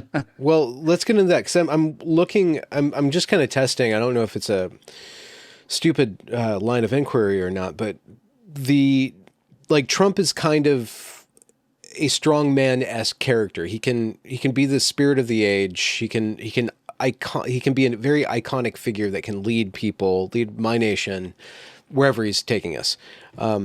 It doesn't seem like the parliamentarianism or the EU policy wonk way of leading people is actually. I mean, it's good. It's got its benefits, but it doesn't really have a direction other than just more and more bureaucratic control, like just more and Yes. more webs upon webs Yeah. upon webs. I'm wondering if there was the opportunity for a Frenchman to kind of take some sort of crown and take the lead for Europe, what the character of that man would be. And it would probably be less Hitler than Napoleon, right? And maybe not Yes. warrior like, but maybe a little warrior. I don't know what that would be. Like what kind of spirit would galvanize your people and your nation to be a leader of nations? Right. Well, you're right about parliamentary systems, which is why France doesn't have a parliamentary system. Which is But you guys have why like 80 different parties, don't you? You still have like the well, we have. I mean, it's a democracy. There are political parties. There's a parliament, but it's the head of the executive is the president, who's directly elected by all the citizens. okay. And that's how de Gaulle, who's the founder of our constitution, which I regard as a work of genius, Hmm. as suited to the French character as the American Constitution is suited to the American character. Yeah, yeah. And at the time, that was a very odd to have the head of state directly elected by the voters, which the U.S. doesn't have.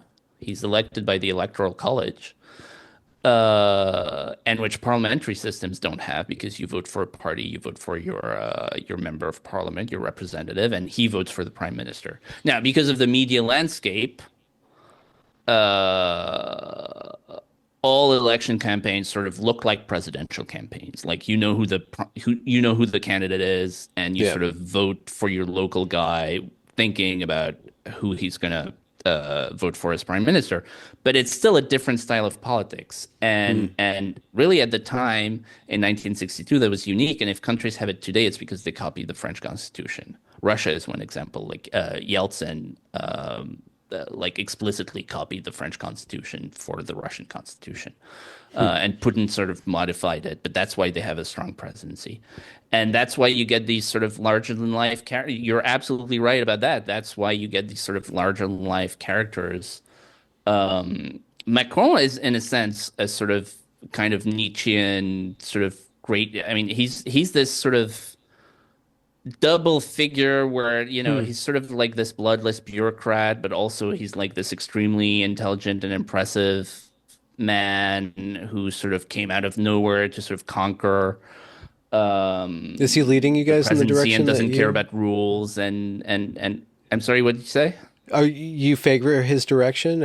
I mean, all things considered, do you think he's a I don't support him. I mean, I think he's been a very, very bad president, but as a sort of as a yeah, person, yeah. Okay. he is more that kind of person than some Keir Starmer, who's this sort of like immediately forgettable guy who there was this famous interview where he said like he doesn't have a favorite song, he doesn't have a favorite food, like he's this just like completely he's like this blank sheet of paper. Hmm. Um, Mitterrand, in his own way, again, a man who I oppose politically completely, but he was this sort of, Machiavellian sort of figure, a man of extremely high culture, one of the most erudite men of his generation, of his age. Um, and he was a strong French president. He was on foreign policy. He was actually pretty good, and he's the one who blew up that Greenpeace ship. So he was a sort of, he was still in the mold of this sort of old French patriotic left. Hmm. So the French presidential system can produce these people like that. I mean, we had François Hollande, so it doesn't work every time. But no, you're absolutely right. That sort of parliamentary politics tends to, and that was one of de Gaulle's critiques of the parliamentary system, which is why he didn't want that for France. Um, and he believed that was a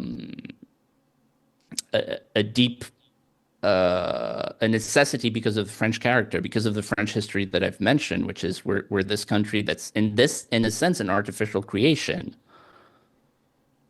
There's always these centripetal forces, which is why we're always fighting among each other. We're always Okay. having revolutions, riots, protests, and so on and so forth. And he believed that the way to prevent that was to have a sort of charismatic figure who would be above the fray and who, because he received the votes of the major directly, personally, not Yeah. via a party or a college or whatever, personally of the majority of the body, had this sort of legitimacy Yeah. to sort of The mandate. embody the Yeah. nation and the national interest.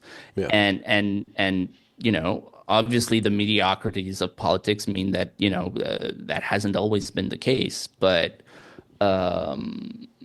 certainly if you look at the persons, again, not their policies, but if you look at the persons who have been president of the French Republic, on the whole, they've been pretty impressive people. Hmm. Hmm. Um, Is immigration? We're not done with that topic, but is immigration a big worry? Like, what's the problem with France? Like, that needs to be like first and foremost. I mean, immigration is the fundamental. It's the number one problem because it's a problem of survival. It's a problem of survival of the nation, which is we are on current trends, we will be replaced. Yeah. Um, But who and replaced you? Was it your own government? Was it the EU, or was it just nature, no, historical it's forces? the government. It's a deliberate policy of the government. I mean, it's probably a mixture of um,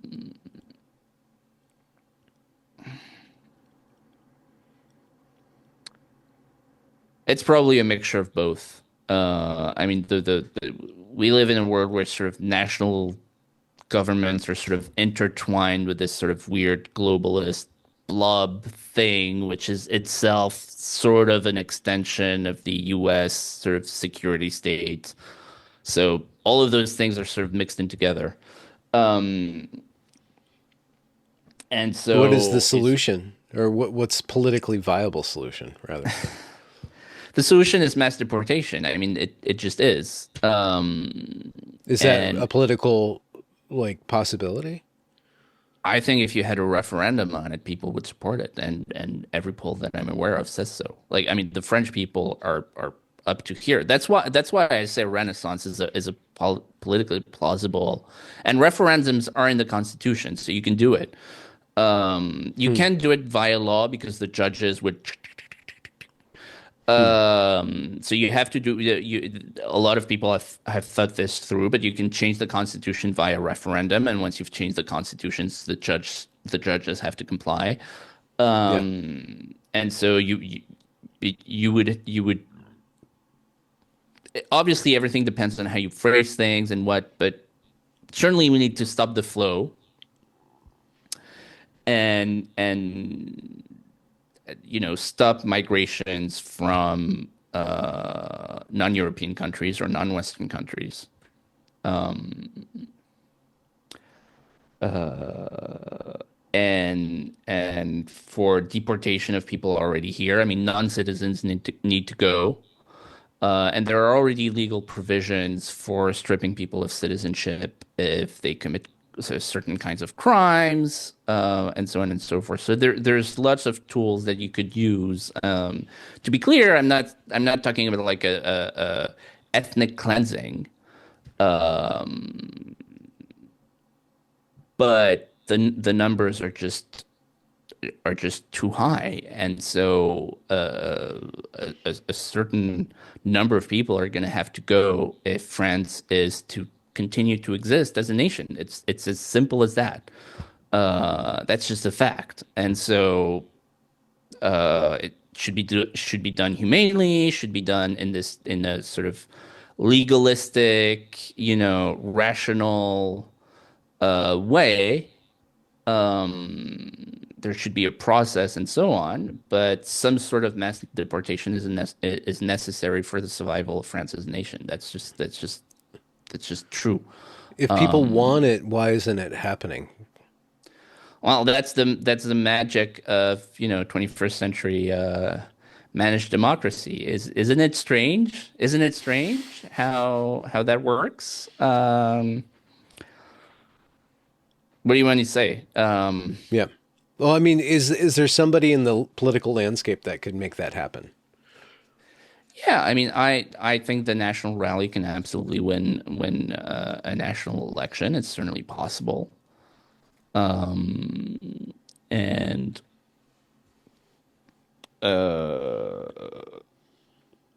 yeah, I mean, you have a sort of populist right movement that's strong. That's represents 45% of the country, say, which is huge. That's not the same thing as the US two-party system where every by default, right? Not every Republican, not every person who votes Republican is like MAGA, right? Hmm. There's a lot of people who are non-MAGA who voted for Trump just because they dislike Kamala Harris even more, right? And even in Italy, like Giorgia Meloni, she has to rule in a coalition with like the center right and so on and so forth. She doesn't represent the majority of the country. But you have a party or a representative body that does represent 45%. Right. So the On party right now represents 45% of the population. And Mhm. because we have this sort of monarchical system, and it's been rising, it started out as like at like five or whatever, Mhm. 30 years ago. And so if you get to the magical number of 51, then all sorts of things are possible. It would be a political revolution. And I think it would happen a lot more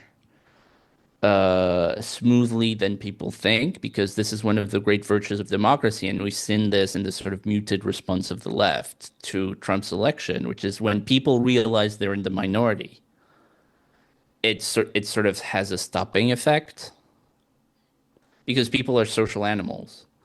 And so Mhm.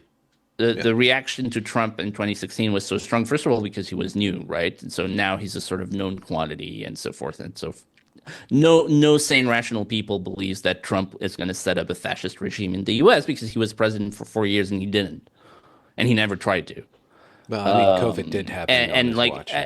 like every if you speak to a rational Democrat in private, like he'll say, January 6th was horrible, but he's also well aware there was like 100 guys or whatever. Like that's not Trump. That's not MAGA. That's not the Republican Party. Anyway, Mhm. and they weren't even trying to establish a fascist regime. Anyway, sidebar.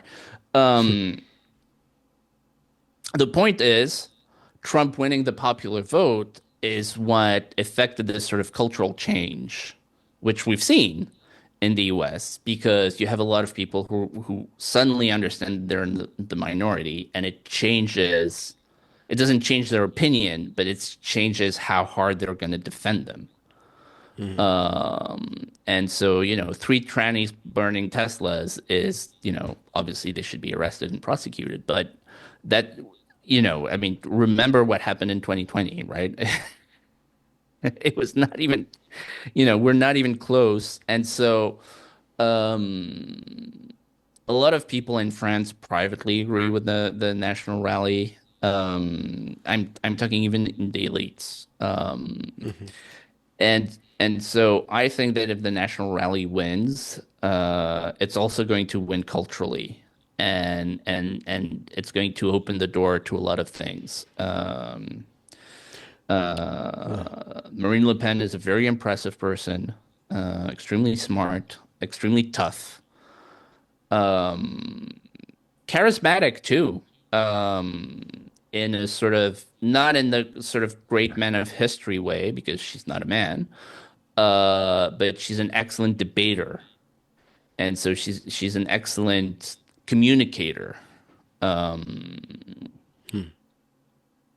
in the way that Thatcher might have been.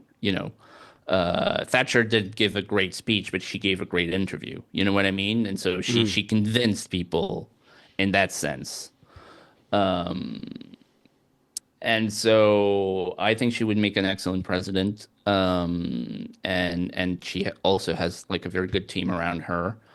Obviously, And that's possible. people It's love in to the cards. criticize because, they're trying to get to 51, right? So they exist in political reality. They can't be ideological purists, Yeah. but they're very impressive people who love their country.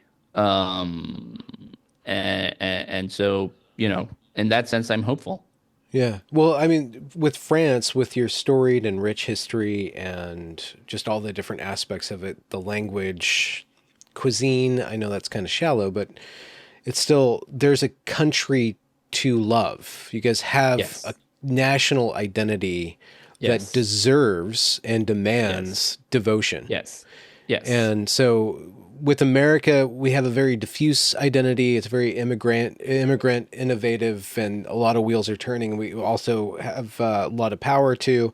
I don't know what's wrong with the UK. Germany itself has been shamed into submission, denazified, and then the post-communist reconstitution of Germany as a people, it's kind of hobbled in a way for national identity. It's like the old joke. Yeah. You can be proud of your country as long as you're not German. You can't have German Yeah. pride, right? Kind of like Yeah. white pride. But so there's a bedrock and there's a basis for French people to love their country and to want their country to be ruled by people who love their country and to have pride and to have a reasonable amount of power in shaping the way that the world operates. And Yes. and I don't think that there's much stain on your character if you guys did become ascendant. Like what's there to fear from French? I mean, we do look down on the French in certain ways, there's certain kind of cultural things, but I mean, just as a modern state, you guys are the paragons. Like, well, aside from the French Revolution and the certain bloody aspects of that, it seems like you guys are pretty reasonable, pragmatic, good stewards of power when you guys get it. So I can see that a lot of I things certainly would agree. tumble in your favor.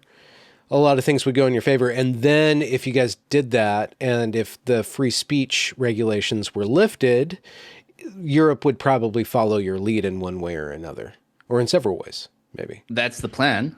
Yeah. Straightforward from here. Yeah. Yeah. So, tell me a little bit about Policy Sphere, where people can find you, what they're going to find when they get there. Yes.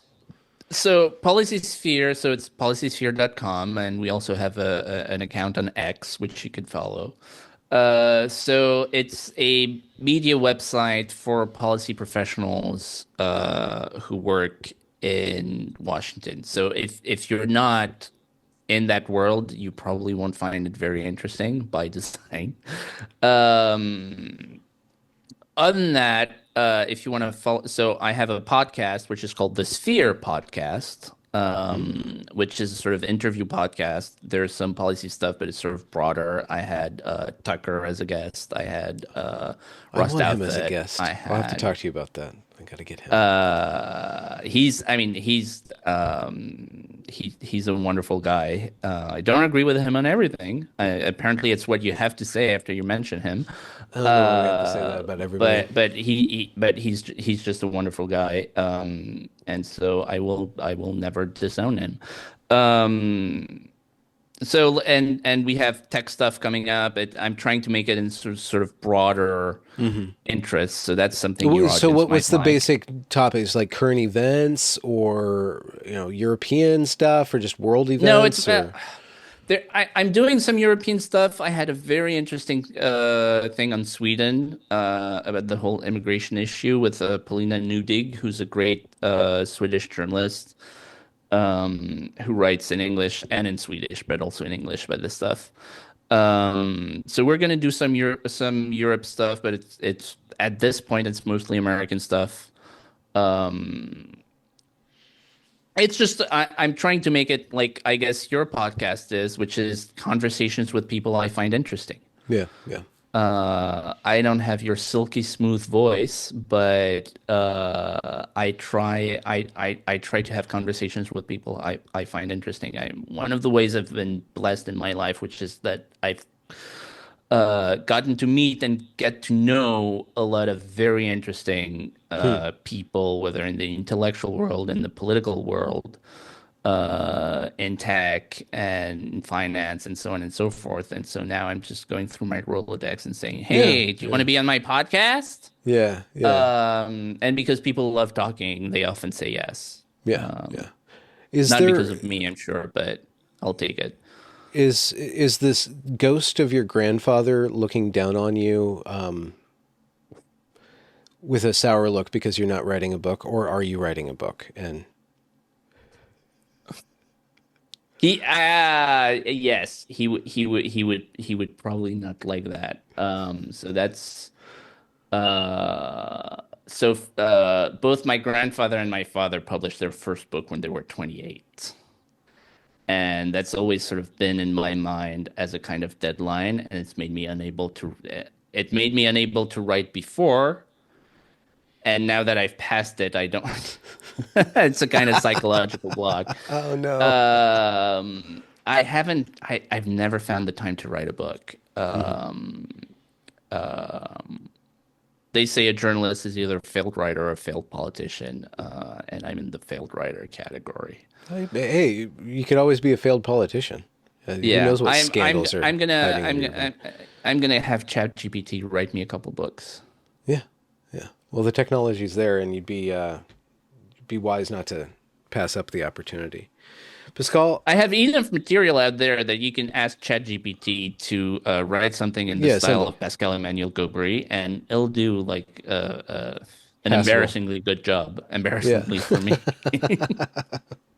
Well, Pascal, thank you very much for joining me, for giving me the opportunity to pick your brain about Europe and France and stuff. And I hope we can have more conversations. I'll link to your work down there in the description. I enjoy your banter on Twitter/X. It's always fun. And so it's great to have you on, talk to you in person. No, thank you. This was very fun. Have a nice day.